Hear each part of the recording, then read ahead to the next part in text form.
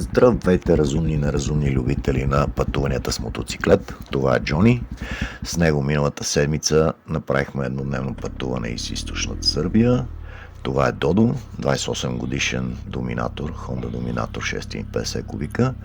Та с Додо и с Джони направихме еднодневно пътуване из около 150 км из източна Сърбия.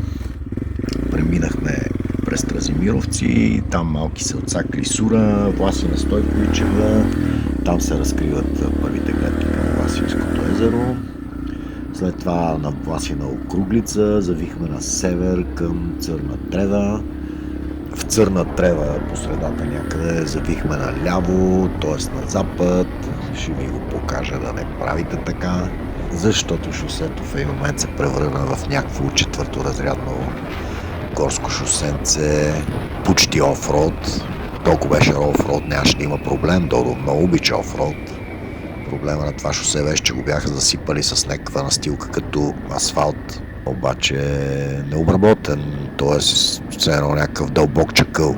И двете гуми на мотоциклета затъват в това нещо и все едно караш лодка. Пробвах по-бързо, по-бавно, няма значение всека гума си влачи на където си иска и така беше доста трудно. 25 км беше това забавление.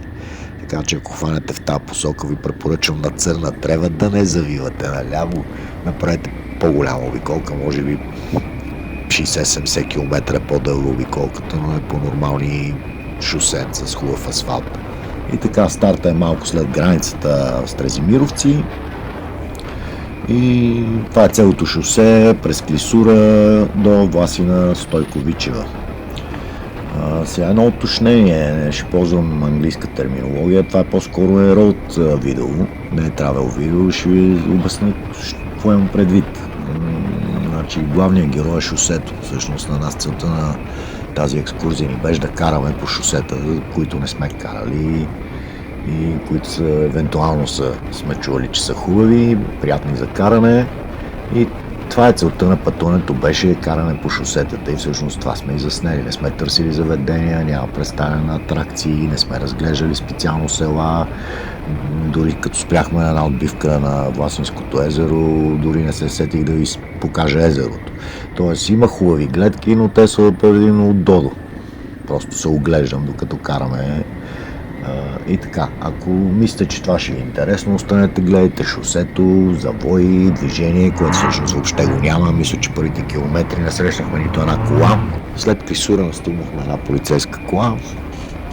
Полицайите вътре се окаха много мили хора, веднага ни сигнализираха да ги изпреварим на непрекъсната линия и да си продължим нашето пътуване, което и ние направихме.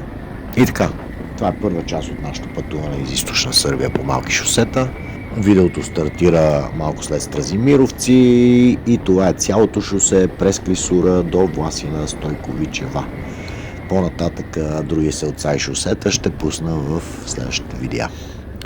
Спирам да барборя, оставям ви да си гледате. Всъщност едно последно уточнение, тези коментари си ги записвам вкъщи на спокойствие, защото когато карам на такива красиви места, обичам да слушам музика. Плейлиста за това пътуване ще го сложа отдолу в описанието на видеото и приятно гледане!